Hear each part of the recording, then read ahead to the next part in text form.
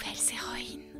Salut toi, je suis Céline Steyer, celle qui murmure à tes oreilles des récits d'aventures insolites, d'estime de soi et de dépassement de soi, à travers des histoires vraies de femmes qui ont osé faire de leurs rêves une réalité.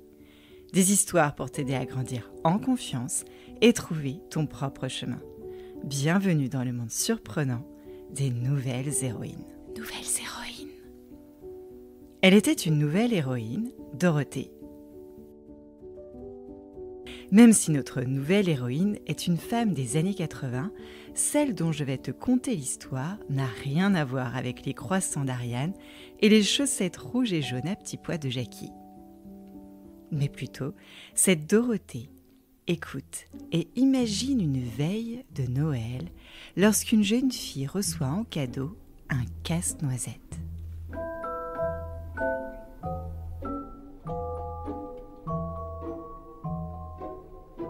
Oui, la Dorothée de mon histoire est une danseuse étoile. Mais avant de danser avec les étoiles, il en fallut à Dodo des pas de deux, des pas chassés, des fouettés pas de crème, des jetés tout en pointe pour virevolter sur la scène des opéras du monde entier. Nouvelles héroïnes. Dorothée est née à l'automne 1983 dans la ville rose de Toulouse, dans le sud-ouest de la France. Elle est une fille unique de ses parents, Ève et Ricardo Gilbert. Encore petite, que pas plus grande qu'une fille de 10 ans, Dorothée fait ses premiers pas chassés dans une école de danse de quartier le mercredi après-midi. Ce jour-là, le soleil brille sur la place du Capitole, la plus grande place de la ville. Les parents de Dorothée ont décidé d'emmener leur fille assister à son premier ballet, Gisèle. Gisèle, c'est l'histoire d'une jeune fille de village, prénommée Gisèle. Et un jour, Gisèle tombe amoureuse d'un bel étranger nommé Albrecht. Ce qu'elle ne sait pas, c'est qu'Albrecht est en réalité un prince déguisé qui est déjà fiancé à une autre. « Oh ben non, Céline, tu vas quand même pas nous narrer l'histoire avant le lever du rideau !» Laissons plutôt les danseurs étoiles, Noëlla Pontois qui interprète Gisèle et Manuel Legris qui interprète Albrecht, nous la conter sur la scène de l'Opéra national du Capitole. Dans la salle, Dorothée est confortablement installée dans l'un de ses fauteuils de velours rouge. Elle admire les dorures qui ornent les balcons superposés. Devant la scène dans la fosse, les musiciens gagnent leurs chaises avec leurs instruments, prêts à jouer la musique qui accompagne l'histoire. Et puis, la cloche sonne le début du spectacle. Face à une Dorothée intimidée, le grand rideau de velours rouge se lève magistralement et dévoile le décor d'un village paysan. Un pas chassé en chasse un autre, et la troupe fait son entrée révélant un tableau de ballerines et danseurs en tenue paysanne. Noëlla, la danseuse étoile, s'élance dans son tutu bleu. L'histoire démarre. Dans l'auditorium, Dorothée ne peut retenir son émotion.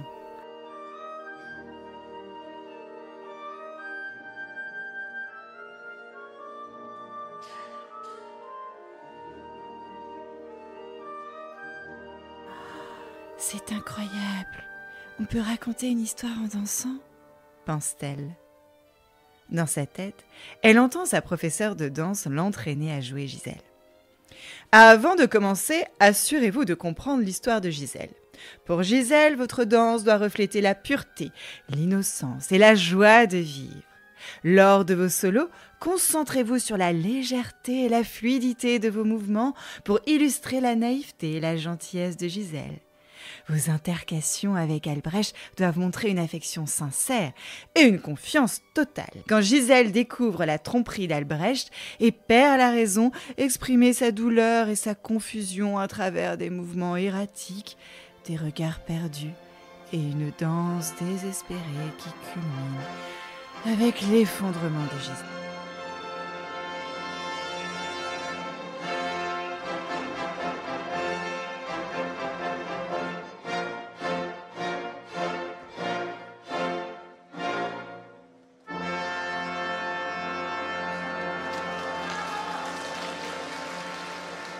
Le rideau vient de tomber. C'est la fin du ballet.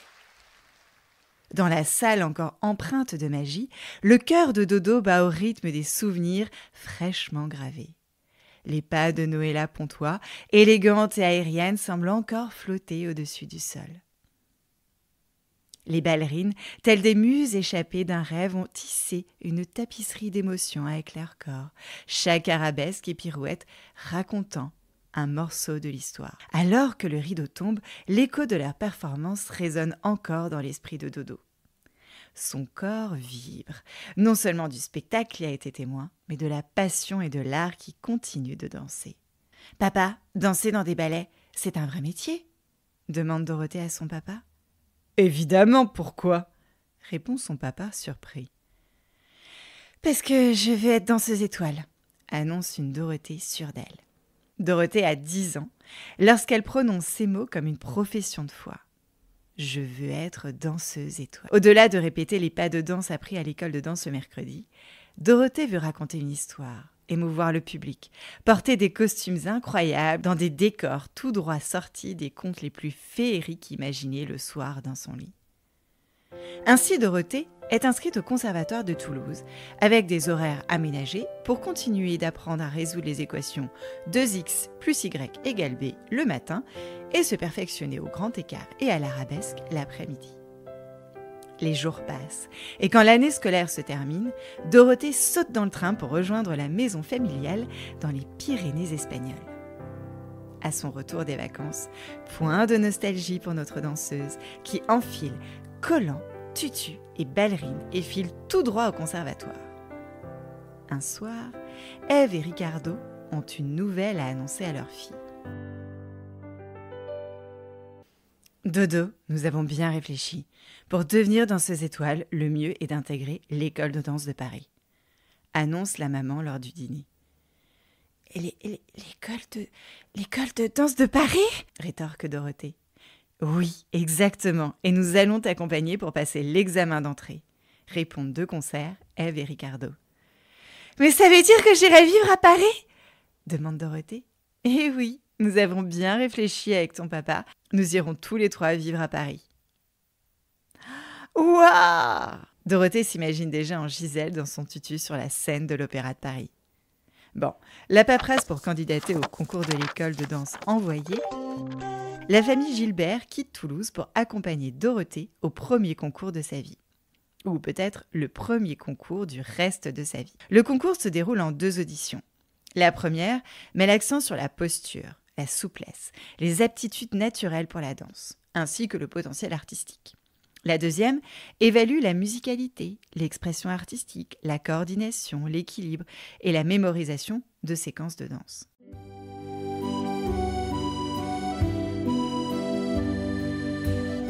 Lors de sa première visite de la capitale, Dorothée et ses parents se promènent du musée du Louvre à la place Vendôme, remontent les grands boulevards jusqu'à découvrir l'imposante façade de l'Opéra Garnier. Le cœur battant d'excitation et d'appréhension, Dorothée se rend à la première audition. Lorsqu'elle rentre dans la grande salle où se tient l'audition, elle est émerveillée par la beauté du lieu, mais aussi intimidée par la présence de tant d'autres jeunes danseuses talentueuses. Ouf! Elle est sélectionnée pour la deuxième audition. Dans les couloirs, les autres danseuses et danseurs sont concentrés et impatients. « Dorothée Gilbert !» annonce une vieille dame à la voix grave. Lorsque vint son tour de danser, Dorothée rassemble tout son courage.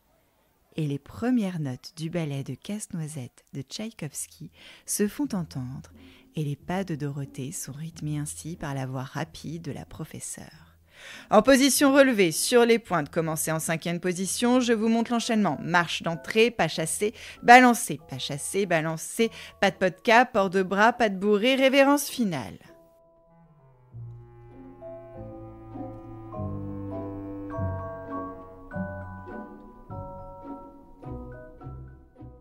À la fin de l'audition, l'examinatrice appelle les danseuses retenues. Mais voilà, Dorothée n'est pas appelée. À l'extérieur du bâtiment, ses parents accueillent dans leurs bras une Dorothée bouleversée. « Mais je comprends pas, j'ai tout bien exécuté. C'est injuste parce que je sais même pas pourquoi j'ai raté l'examen. » pleure une Dorothée anéantie. De retour dans sa ville rose, Dorothée retrouve ses amis. Mais le cœur n'y est pas. Chaque soir, en position allongée sur son lit, à regarder le plafond de sa chambre, elle s'imagine en danseuse étoile sur la scène de l'Opéra Garnier.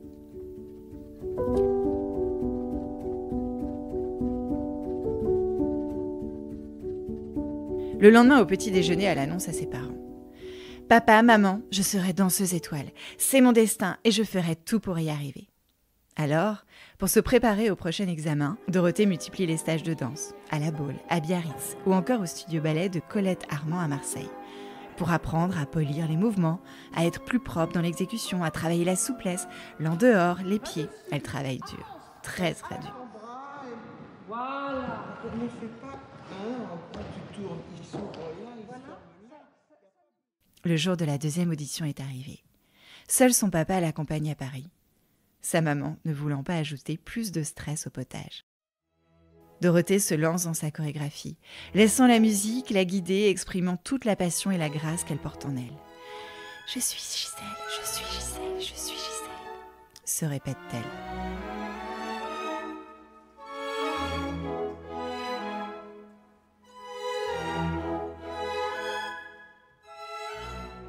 À la fin de sa performance, un silence respectueux remplit la salle. Quelques minutes plus tard, l'examinatrice annonce la nouvelle qui va changer sa vie. Dorothée est admise à l'école de danse de l'Opéra de Paris. Les larmes aux yeux et le cœur rempli de joie, elle sait à cet instant que son rêve est en train de devenir réalité.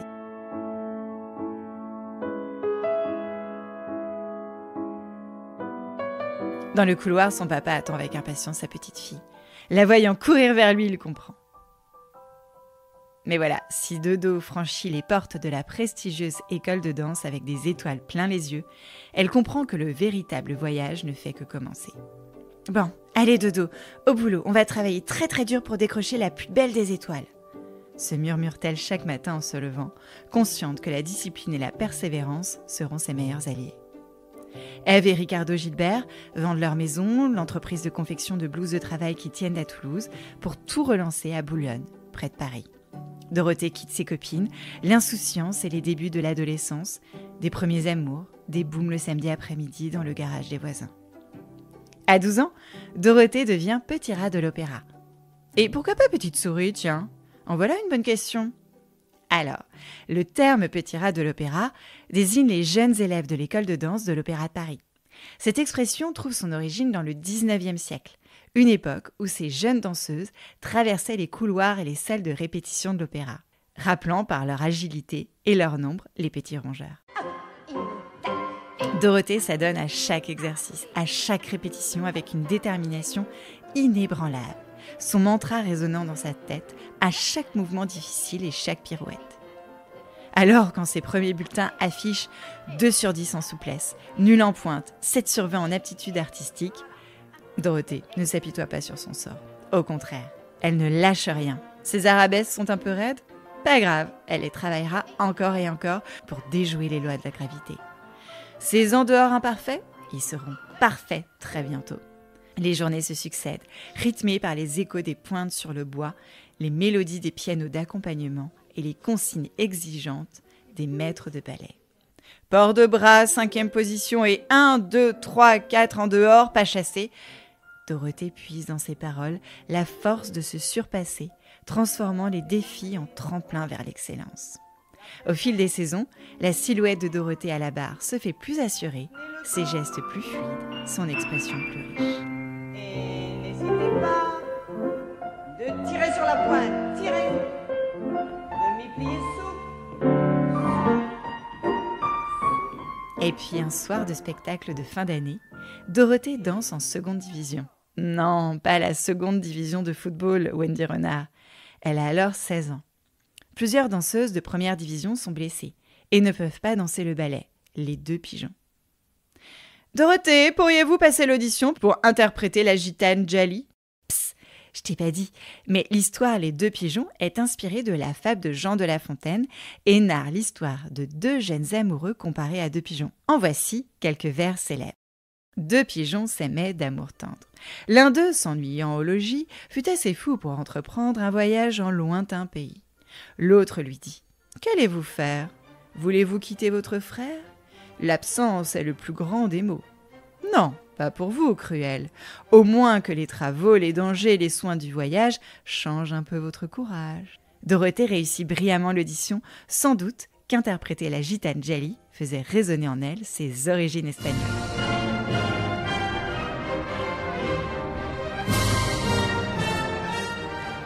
C'est le déclic. Pour les professeurs de Dorothée, la danseuse étoile et directrice de l'école de danse, Claude Bessy, Dorothée a une soif d'apprendre et la détermination suffisante pour devenir étoile. Pendant toutes ces années à l'école de danse, Dorothée progresse vite. Elle regarde beaucoup les autres, les danseuses étoiles, elle observe comment qu'elle aime chez elle ce qu'elle n'aime pas. Engagée à 17 ans dans le corps de ballet, promue coryphée à 19 ans, sujet à 20 ans, première danseuse à 22 ans, jusqu'à ce soir de novembre 2007. Ce soir-là, Dorothée interprète le rôle de Clara dans une représentation du ballet Casse-Noisette de Piotr Tchaïkovski. C'est une première pour elle. L'histoire commence le soir de Noël. La jeune Clara reçoit un casse-noisette en cadeau de son parrain, le mystérieux Drosselmeyer. Ce casse-noisette prend vie et se transforme en prince. Ensemble, ils voyagent dans un royaume enchanté, combattent un roi souris et rencontrent la fée dragée. Clara découvre un monde aux danses féeriques. Au réveil, elle se demande, tiens, était-ce un rêve, tenant dans le creux de sa main son précieux casse-noisette. Ce soir-là, Dorothée danse dans des conditions particulières. Les équipes techniques font grève. Il n'y a pas de décor, pas de costume, sauf pour le danseur étoile Manuel Legris et Dorothée. Oui, Manuel Legris, le danseur étoile qui interpréta le rôle d'Albrecht de Gisèle, qui a inspiré Dorothée à devenir elle aussi danseuse étoile il y a 15 ans. Tout le corps de ballet est en tenue de répétition. À la fin du spectacle, Brigitte Lefebvre, directrice de la danse à l'Opéra de Paris, et Gérard Mortier montent sur scène. Au même moment, Manuel Legris serre très fort la main de Dorothée. « Tiens, mais pourquoi monte-t-il sur scène ? Mais pourquoi Manuel me serre-tu autant la main ?» pense Dorothée. Alors que les parents et grands-parents applaudissent encore Dorothée pour sa représentation, Brigitte Lefebvre prononce les mots magiques que Dorothée attendait depuis ses 10 ans. Dorothée Gilbert, nous avons le plaisir de vous nommer danseuse étoile de l'Opéra de Paris. À 24 ans, Dorothée réalise son rêve, elle qui a toujours cru en son étoile. Elle parcourt le monde, de l'Australie aux États-Unis, en passant par le Brésil, la Chine, la Russie, le Japon, pour interpréter Kitri dans Don Quichotte, Cendrillon, Madame de Rênal dans Le Rouge et le Noir, Clara dans Casse-Noisette. Quand elle danse, Dorothée se sent libre, libre de tout. Immortelle aussi, car elle est déjà morte plus de 50 fois sur les planches de l'opéra. Mais l'opéra la ressuscite toujours. Danser, c'est interpréter des personnages qui font des choses qu'on ne pourrait pas faire dans la vie. Alors, chère nouvelle héroïne, l'histoire de Dorothée est un rappel que les rêves sont faits pour être poursuivis, que l'adversité forge le caractère et que la persévérance est la clé du succès. Comme Dorothée, trouve ta passion, embrasse tes défis et danse vers les étoiles. Et si sa fille lui annonce un jour qu'elle veut devenir danseuse étoile, Dorothée lui répondra « Il faut être passionné pour avoir envie de travailler comme une folle, avec un esprit de guerrière afin de prouver que tu es exceptionnelle. » Nouvelles héroïnes. Voilà, c'était l'histoire ou le début de la grande histoire de Dorothée Gilbert, danseuse étoile de l'Opéra de Paris. Juste avant d'écouter une autre histoire, j'ai quelques messages à te dire. Si c'est la première fois que tu écoutes ce podcast, merci d'être venu jusque-là. Je t'invite à t'abonner pour ne pas rater les prochaines histoires d'autres danseuses.